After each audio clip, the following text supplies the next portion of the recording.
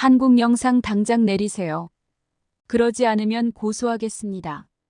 부산의 한 호텔, 영국에서 비즈니스 겸 휴가차 한국을 방문한 오늘의 주인공에게 반협박식의 전화가 걸려옵니다. 주인공은 창밖으로 보이는 광안리 해변을 바라보다가 결국 고개를 떨구고 마는데요. 결국에는 자신이 올린 영상을 내리고 눈물을 흘리게 됩니다. 도대체 이 여성에겐 무슨 일이 있었던 것일까요? 오늘은 한국에서 지내고 있는 한 영국인 여성에게서 날아온 따끈한 사연을 여러분께 들려드리고자 합니다. 오늘의 이야기 시작합니다. 아 참, 여러분의 구독과 좋아요는 태풍도 물러가게 합니다. 저에게 사랑의 하트 한번 쏴주세요. 안녕하세요.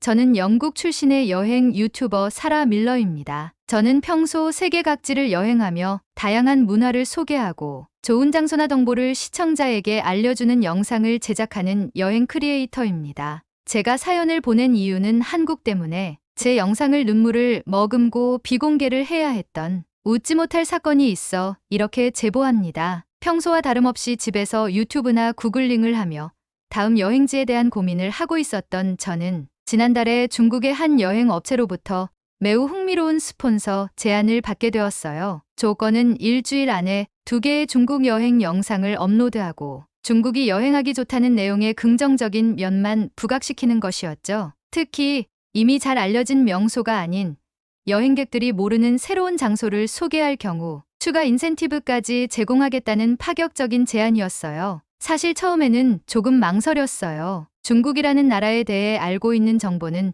워낙 방대한 땅에 수많은 유적지 및 유산이 산재해 있기 때문에 새로운 장소를 부각시키기에는 좋으나 과연 여행객들이 제 영상을 보고 관광지까지 찾아가려 할까에 대한 두려움이 첫 번째였고, 중국에서 많은 것들이 제한적이라는 정보를 들었기도 했고, 스폰서를 받고 진행하는 영상이다 보니 평소 제가 그동안 다뤄왔던 여행지들에 대한 영상과는 많이 다른 느낌이 들지 않을까 하는 생각이 들었죠. 하지만 금전적으로도 상당히 매력적인 제안이었고, 무엇보다 이런 영상을 도전하는 것 자체가 제 유튜버 인생에 있어 새로운 도전이 아닐까 하는 생각이 강하게 들어서 해보고 싶은 마음이 요동쳤습니다. 그래서 결국 저는 이 제안을 수락하고 중국으로 떠날 계획을 세우기 시작했어요. 스폰서에서 제공해주는 비행기 티켓을 들고 공항으로 가서 중국으로 가는 비행기에 몸을 실은 저는 오랜 비행 끝에 중국에 도착할 수 있었어요. 제 컨셉은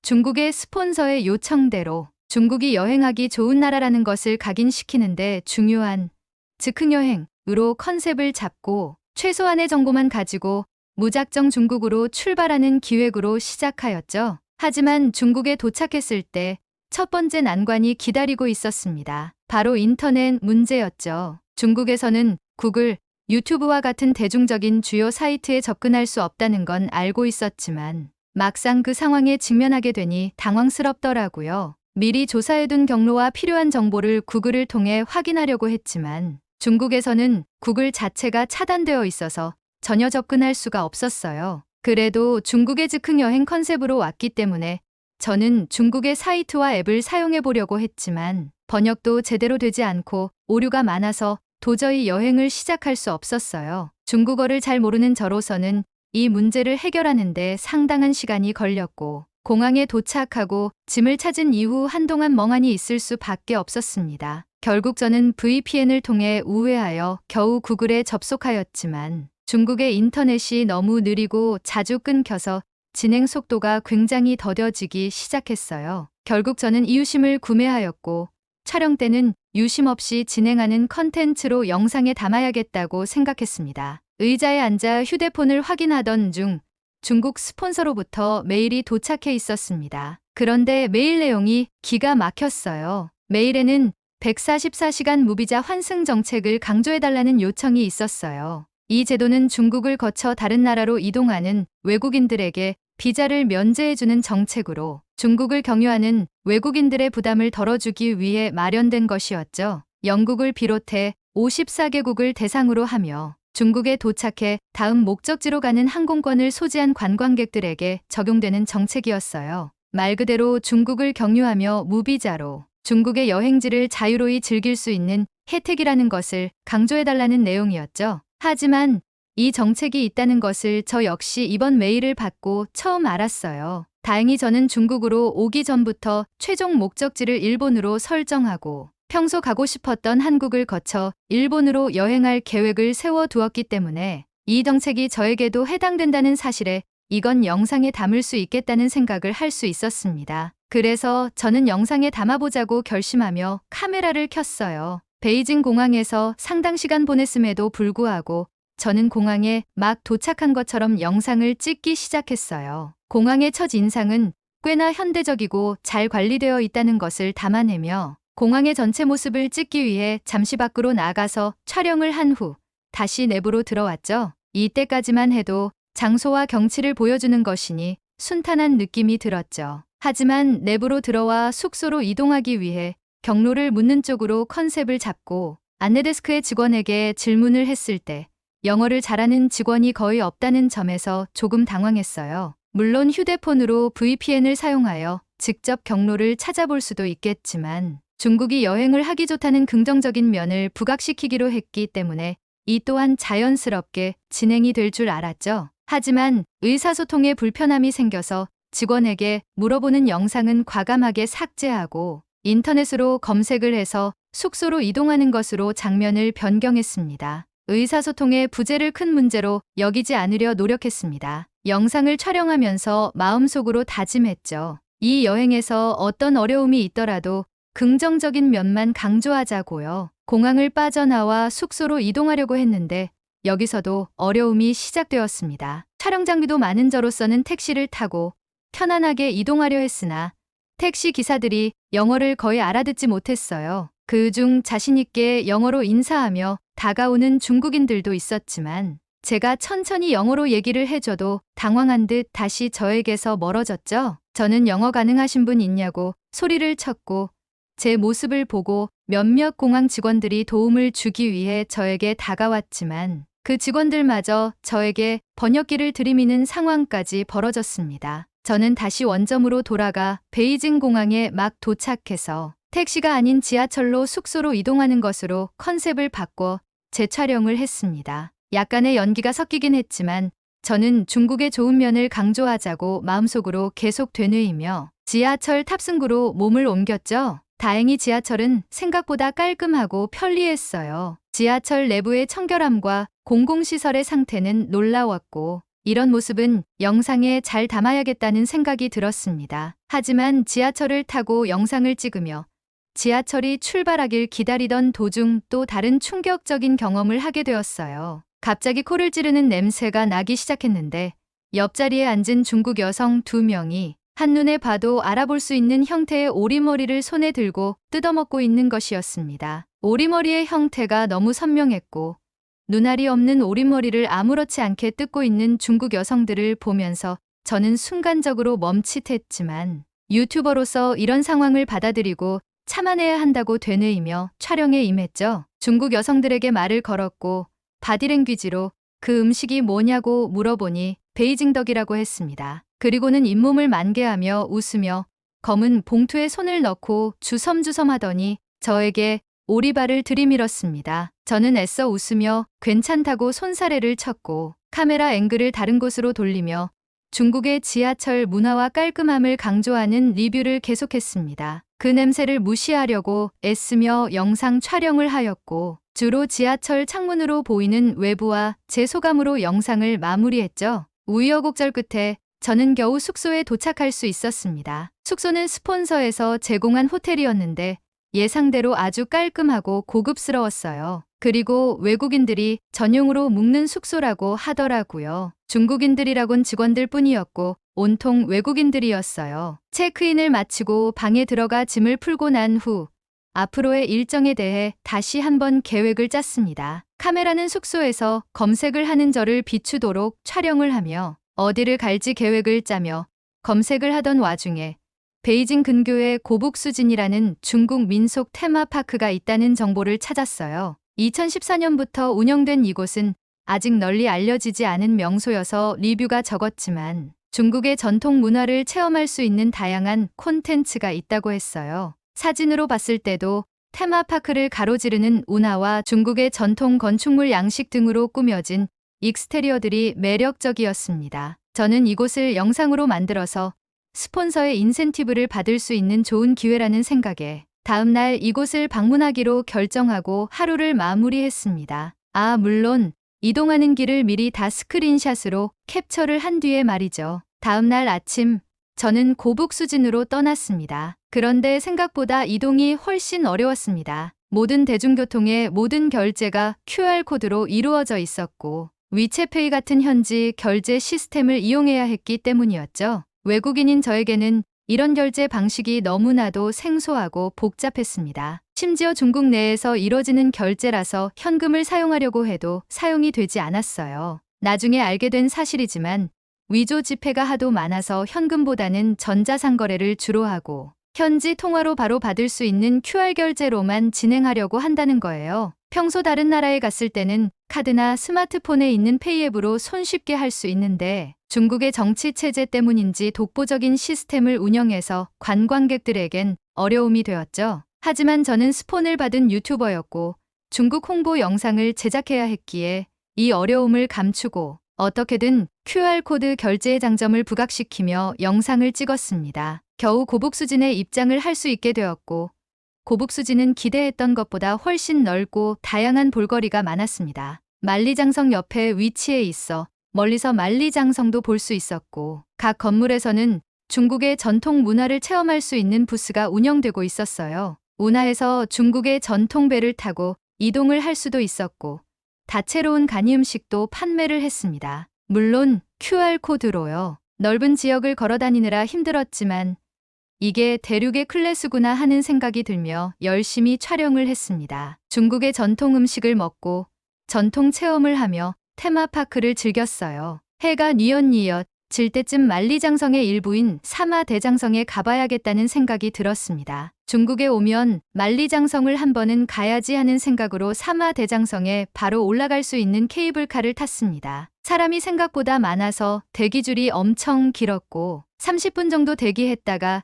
저는 중국인들과 함께 케이블카에 탑승했습니다. 중국어가 제 귀에 사정없이 꽂혔지만 케이블카 창밖으로 보이는 장엄한 만리장성의 풍경을 보니 그런 불편함은 모두 잊을 수 있었습니다. 사마대장성에 도착해서 만리장성을 걸으며 영상을 찍고 중국의 거대한 유산을 몸소 체험하였습니다. 그리고 해가 진 이후 광장에서 열리는 분수쇼와 드론쇼를 보기 위해 내려갔습니다. 관광객은 더 많아졌고 수많은 사람들이 움직이며 마치 제 몸이 바다에 휩쓸리듯 광장으로 내려가다 보니 몸이 조금 힘들었지만 카메라 렌즈 앞에서는 밝은 표정을 지으며 최선을 다해 영상을 촬영했습니다. 분수쇼와 드론쇼는 정말 아름다웠습니다. 건물에 비치는 조명과 영상에 맞게 분수가 터져나왔고 수많은 드론들이 밤하늘을 수놓으며 멋진 장면을 연출했고 저는 그 순간을 영상에 담아낼 수 있어 뿌듯했습니다. 고되지만 나름 즐거운 하루를 보낸 후 숙소로 돌아와 외장하드에 영상을 옮기도록 세팅을 해놓고 씻고 나와서 다음 날을 기약하며 잠에 들었습니다. 다음 날은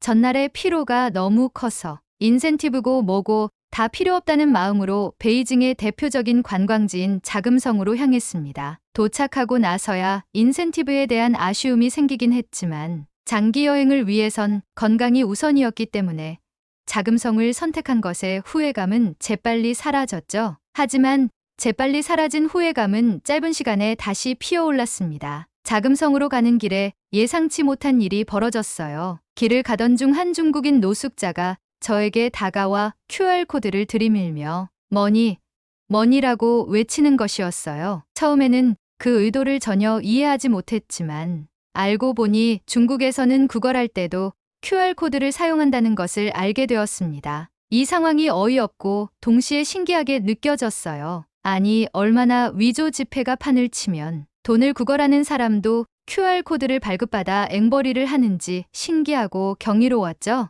가볍게 그 상황을 지나쳐 자금성에 도착한 저는 다른 관광객들처럼 자금성의 웅장한 모습을 담아냈습니다. 그동안의 촬영 노하우를 총동원하여 속전속결로 영상을 마무리했어요. 물론 저는 유튜버기 때문에 그래도 약간의 차별화를 두기 위해 중국 전통 복장을 입고 촬영을 진행했고 전통 복장을 입은 외국인이 신기한지 사진 요청이 많이 와서 즐겁게 찍어주고 왔습니다. 모든 촬영을 마친 후 허기가 져서 근처 음식점에 들러 테라스 자리에 앉아 음식을 주문했습니다. 찍은 영상들을 돌려보며 영상을 어떻게 편집할지 고민하던 중 음식이 나왔습니다. 하지만 음식이 너무 짜고 자극적이어서 몇 입 먹지 못했어요. 전날 먹었던 음식과는 전혀 다른 음식의 맛에 인상을 찌푸리며 물을 입에 머금고 가글을 하며 밖을 내다보니 중국인 노숙자들이 배를 드러내고 저를 뚫어져라 쳐다보고 있었습니다. 그들의 눈빛과 행동이 너무 불편하게 느껴졌어요. 저는 가글한 물을 목으로 다시 넘기며 찝찝함이 들었고 눈치가 보여 다시 음식을 먹어보려 했지만 저를 쳐다보던 중국인들이 바닥에 침을 뱉으며 길거리에서 담배를 피우며 계속 인상을 써서 저의 식욕을 떨어뜨렸어요. 결국 음식을 거의 남긴 채 황급히 짐을 챙겨서 숙소로 돌아갔습니다. 숙소에 돌아와 전날과 같이 외장하드로 영상을 옮겨놓고 씻고 와서 개운한 기분으로 중국에서의 이틀 동안 찍었던 영상을 편집하려 했지만 역시 또 문제가 발생하고야 말았습니다. 제가 주로 사용하는 영상 편집용 소스를 다운로드하는 사이트가 중국에서는 우회를 해도 접속이 되지 않았기 때문이죠. 편집용 소스를 가져오지도 못하고 영상의 퀄리티가 낮아지는 것을 실감하다 보니 중국에서 작업하는 것이 너무 어렵다는 것을 깨달았습니다. 이 상황에 대해 스폰서에게 이야기를 전했더니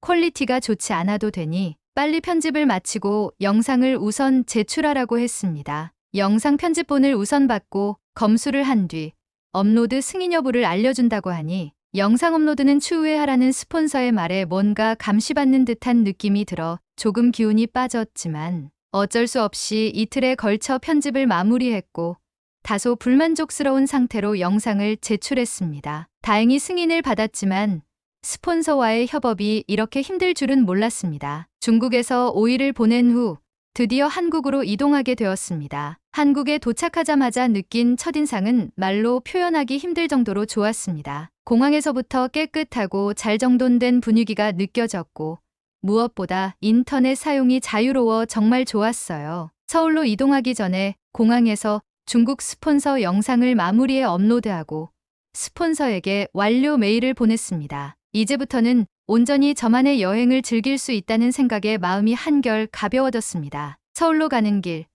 지하철을 이용했는데 중국과는 완전히 다른 분위기에 감탄했습니다. 모든 표지판이 영어로 되어 있어 길을 헤맬 일이 없었고 지하철 내부도 매우 청결했습니다. 무엇보다 향긋한 향기가 지하철 내부를 가득 채우고 있었는데 나중에 알고 보니 공기정화 시스템이 작동 중이었더군요. 서울의 첫인상은 너무나도 좋았고 숙소에 도착했을 때도 직원들이 영어를 잘해서 전혀 소통에 문제가 없었습니다. 저는 한국에서의 시간을 정말 즐겼습니다. 삼겹살과 불고기 같은 한국의 대표 음식을 맛보고 야식으로는 치킨과 맥주까지 즐기며 하루하루가 행복했습니다. 한국에서의 일상과 문화를 영상에 담으며 자발적으로 촬영을 진행했습니다. 스폰서가 없으니 마음이 훨씬 편안했고 그 덕분에 영상의 퀄리티도 더 좋아진 것 같았어요. 서울에서 꿈같은 며칠을 보내고 부산이라는 도시에 가기로 결심했습니다. 부산은 해안도시로 유명하고 근처에 국제공항이 있어 일본으로 이동하기에도 무리 없는 좋은 위치였기 때문이죠. 한국의 고속철도인 KTX를 타고 부산으로 이동했는데 3시간도 걸리지 않아 도착했습니다. KTX의 빠른 속도와 편안함에 감탄하며 한국의 교통 시스템이 참 훌륭하다는 생각을 했어요. 부산에 도착해서는 부산의 대표적인 관광 해변인 광안리 해수욕장을 방문했습니다. 바다 한가운데를 가로지르는 광안대교에 입이 떡 벌어졌고 시원하고 탁 트인 바다가 저를 맞이해줬어요. 바닷가를 바라보며 신선한 해산물을 즐기고 손님을 태우려는 현지 택시 기사에게 물어보니 택시 기사님들도 영어를 무척이나 잘했어요. 저에게 돼지국밥이라는 부산을 대표하는 음식이 유명하다고 해서 기사님께 추천을 받아 택시를 타고 돼지국밥집에 이동했어요. 돼지국밥을 시키고 국물을 맛보니 고소하고 풍미가 있었습니다. 하얀 면도 같이 주셨는데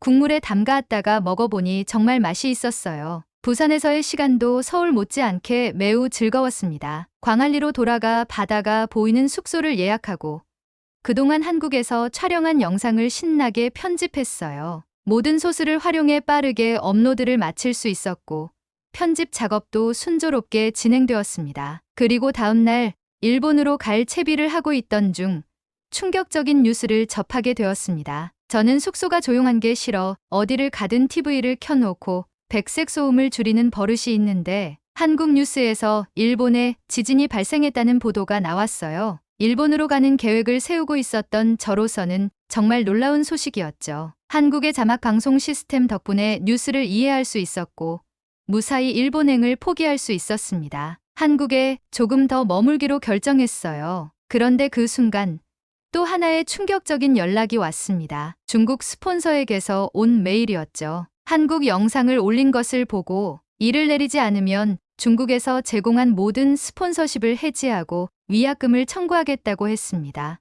위약금의 액수가 어마어마해서 어쩔 수 없이 한국 영상을 비공개 처리할 수밖에 없었습니다. 저는 어이가 없어서 나중에 이성을 차린 후 중국의 스폰서에 연락을 했습니다. 왜 그런 요구를 하는지 물어보니 답변이 참 어이가 없었습니다. 중국의 여행업체는 제가 올린 중국의 영상이 좋은 반응을 일으키고 퀄리티도 좋다고 했는데 바로 이어서 한국 영상이 올라오고 중국과 한국이 자연스레 비교되는 영상처럼 보이니 중국 관광지의 이미지에 악영향을 줄 수도 있다는 거예요. 올리려면 차라리 중국과 인접하지 않은 나라들 영상을 우선 올리다가 시간이 지나고 나중에 한국을 올리라는 황당한 주장을 펼치는 겁니다. 저는 일단 알겠다고 하고 전화를 끊고 난 후 돌이켜 생각하다 보니 정말 어이가 없었습니다. 한국에서의 즐거웠던 추억을 하루빨리 구독자와 공유하고 싶었는데 그러지 못해서 우울함이 커져갔죠. 일본에서 일어난 지진 때문에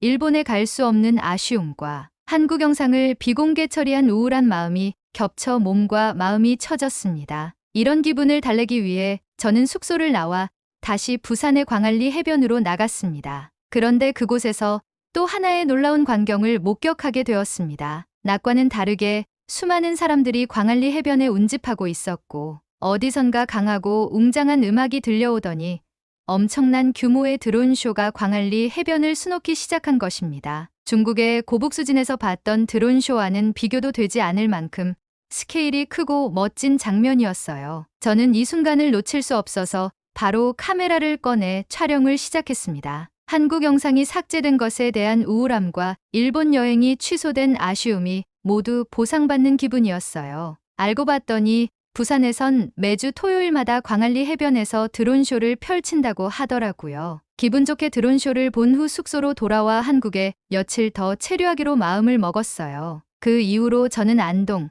전주를 거쳐 서울로 다시 돌아왔고 제주도를 가보기 위해 준비를 하고 있습니다. 한국에서 좋았던 이 감정을 여러분과 공유하고 싶어 이렇게 사연을 보냅니다. 지금은 한국 영상을 내려놓은 상태지만 나중에 재편집하여 다시 올릴 예정이에요. 이번에는 광안리의 멋진 드론쇼와 함께 안동, 전주, 제주도의 모습도 담을 생각이에요. 중국 스폰서에게 들키면 안 되기 때문에 제 유튜브 채널은 익명으로 해주시길 바랍니다. 혹시나 유튜브에서 이와 비슷한 내용을 보신다면 좋아요 한 번만 눌러주시면 감사하겠습니다. 고맙습니다. 한국에서 영국 올빼미가 물어다 준 따뜻한 사연 어떠셨나요? 자신이 좋아하는 것을 공유하고 싶어 유튜브 영상으로 만드는 모든 분들을 응원합니다. 저도 응원을 받아보고 싶습니다. 오늘의 사연이 마음에 드셨다면 구독, 좋아요 부탁드리겠습니다. 장마와 태풍으로 인한 호우 때문에 수해 피해가 심각합니다. 여러분의 가정에 수해 피해가 없기를 진심으로 기도드리며 오늘의 이야기 마치겠습니다. 시청해주셔서 감사합니다.